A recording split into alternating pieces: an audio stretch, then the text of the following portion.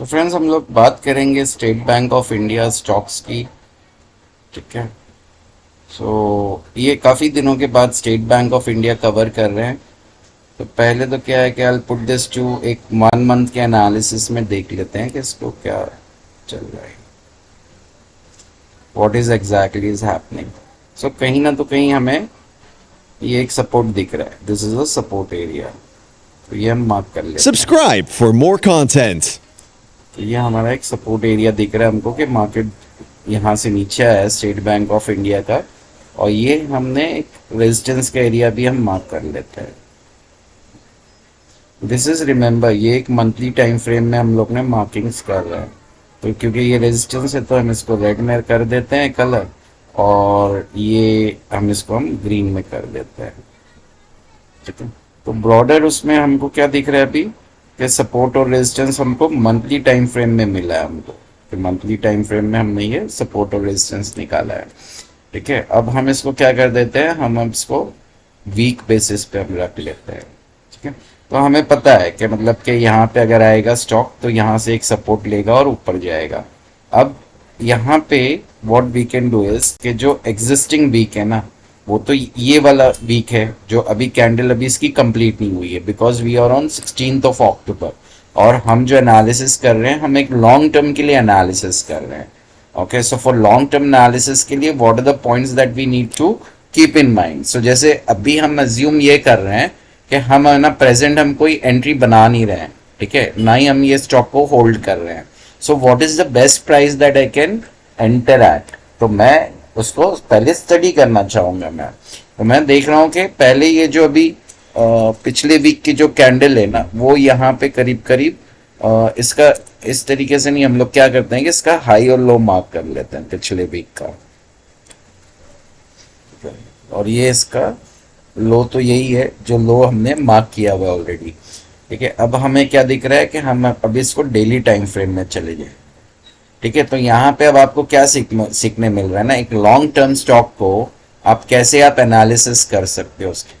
ठीक है। तो अभी ये जो ट्रेडिंग कर रहा है, ये कहाँ पे ट्रेड कर रहा है, ये प्रीवियस जो वीक का इसका जो हाई है ना, इसके ऊपर ये ट्रेड कर रहा है अभी ऑन अ डेली बेसिस।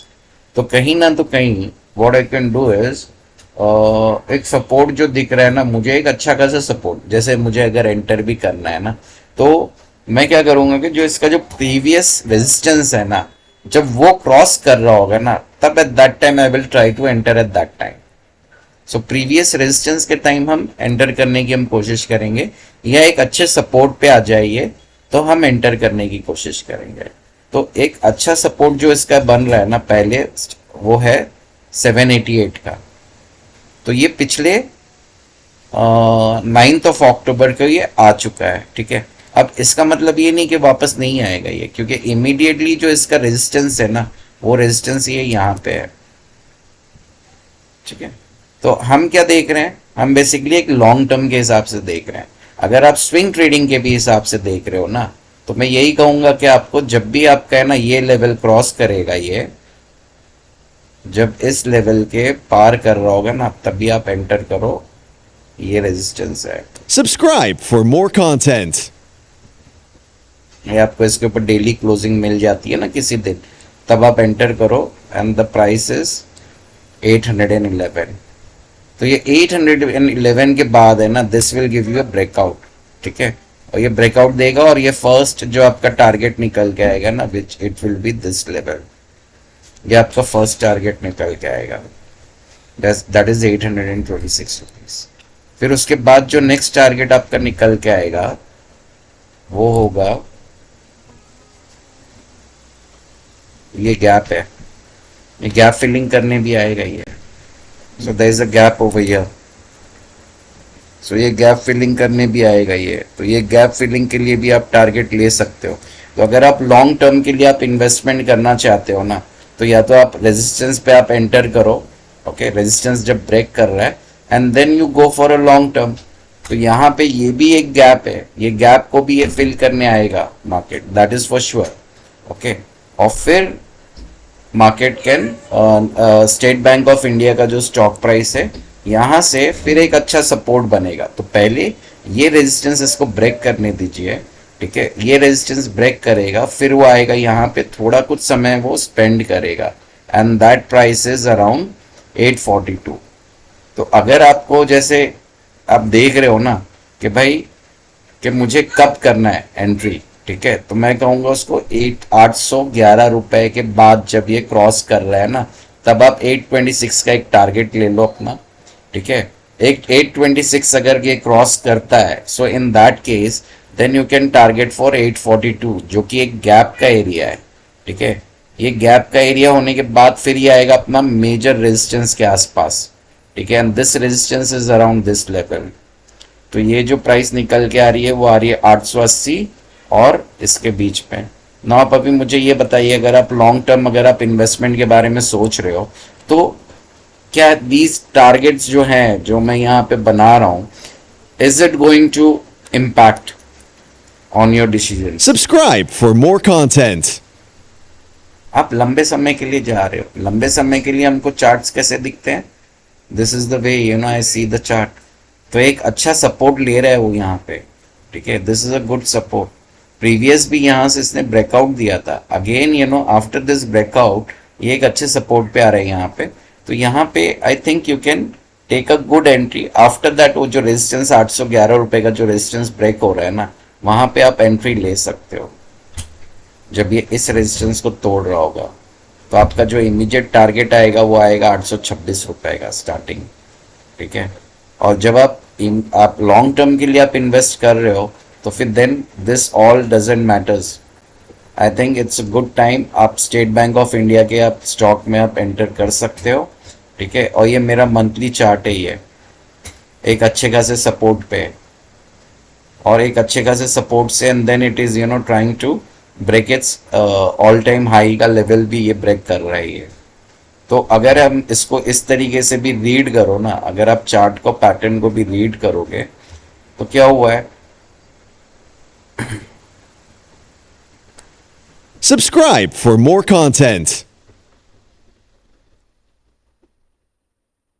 बात तो यहां से अगर आप देखोगे ना, मार्च 2016 से प्राइस कंसोलिडेट करके ऊपर गई, थोड़ा नीचे आई, ठीक है। यहाँ पे जो नीचे आई है ना, तो इसने क्या किया बेसिकली, इसने अपने एक सपोर्ट को टेस्ट किया, ओके। इसने अपने एक सपोर्ट को कब टेस्ट किया उसने, अगर हम यहाँ से स्टार्ट करते हैं 1 मार्च 2016, ठीक है, and then it is coming and testing retesting its support after 4 years, that is on 1 June 2020। फिर यहाँ से जो मूव आया है ना, ये एक अच्छा मूव आया, यहाँ से एक सपोर्ट लेकर के, एंड देन ये स्ट्रेट, क्या हम इसको इस तरीके से रीड कर सकते हैं, मंथली चार्ट है, मंथली चार्ट है। तो अगर हमको अगर इसका ये भी बनाना है ना, पाथ भी बनाएंगे हम, यहाँ से अगर हम ले लेते हैं, Subscribe for more content. 2 points हमने ज्वाइन किया है हमने, और एक रिसेंट स्विंग को हम कंसिडर कर लेते हैं, ठीक है। तो ये एक रेजिस्टेंस पे है, ये अपने मिड पॉइंट से, ये मिड पॉइंट से अपने ऊपर जाने के इसमें। तो जब भी ये यहाँ से देखिए, यहाँ से ये ऊपर ऊपर निकला है ये, बट यहाँ पे इसने एक अच्छा बेस बनाया, एक अच्छा बेस बनाने के बाद again you know it started an upward journey. तो माय रिकमेंडेशन वुड बी, अगर आपको 1 लाख का इन्वेस्टमेंट करना है, आपको 1000 स्टॉक्स खरीदने हैं ना, so what you can do is you can buy 100 of them, okay. फिर नेक्स्ट मंथ ये देखिए आप what is the price, where is the price, then based on that, या किसी दिन मार्केट बहुत अच्छी तरीके से गिर गया हो, तो उस दिन आप कुछ क्वांटिटी और ऐड कर लीजिए। आपका लॉन्ग टर्म का विजन क्या होता है? Long term vision is not 5 years, long term का विजन हम मिनिमम 10 years पकड़ के चलते हैं। 10 to 15 years का हमारा टारगेट होता है। 10 to 15 years में इन स्टॉक कहाँ होगा? 10 and 15 years ago, अगर 2000 हम 2024 में हैं, ठीक है, तो लेट अस सी कि 2010 में ये स्टॉक कहाँ था, ओके। 2010 में द स्टॉक वाज इन 1 मार्च, 2 मार्च को भी अगर हम लेते हैं ना, तो ये it was around this price 2010 में 200 रुपए के आसपास था। और कोविड के टाइम पे आई रिमेम्बर 2020 में ये मैंने इसको 200 रुपए में लिया था। कोविड के टाइम पे इट केम बैक टू 2020 में 200 रुपये में खरीदा था ये, मैंने खरीदारी थी मेरी, ठीक है। उसके बाद तो अभी this has grown 4 times I would say. तो इसका बिहेवियर देखिए आप, इसका बिहेवियर क्या है। यहाँ पे ये जो सपोर्ट है, रेजिस्टेंस जो है ना इसका, ये रेजिस्टेंस ब्रेक करने के बाद इट गेव अ वेरी एक अच्छा खासा इसने मूव दिया है। Subscribe for more content. तो ऐसे ही मूव्स जो है ना ऐसे ही नहीं मिलते हैं। ये भी हो सकता है, ये मंथली टाइम फ्रेम में हम देख रहे हैं, यहाँ पे भी जा करके ना एक अच्छा खासा कंसोलिडेशन कर सकता है ये फॉर सम टाइम। और अगर आप मेरी मानो ना तो आप ये देखो, ये जो कैंडल है ना ये बहुत बढ़िया कैंडल है। अगर आपको इसको ब्रेकआउट पे अगर खेलना है ना तो आप ब्रेकआउट पे भी खेल सकते हो। जैसे ही ये प्राइस इसके ऊपर जाएगी ना आप अपनी पोजीशन बना लेना 916 रुपए पे। सो दिस इज, हंसोगे आप भी, लेकिन जिस टाइम पे ये ब्रेक मिलेगा ना, आपको ब्रेकआउट मिलेगा, remember that breakout is going to be something like this. तो लॉन्ग टर्म के लिए if you want to invest, it's a good time, you can take an entry in State Bank. और कोई 10 साल और 15 साल के लिए अगर इन्वेस्ट कर रहा है तो उसको रोज रोज जा करके स्टॉक की प्राइस की जरूरत नहीं है देखने की, ठीक है। तो that is my long term analysis for state Bank of India.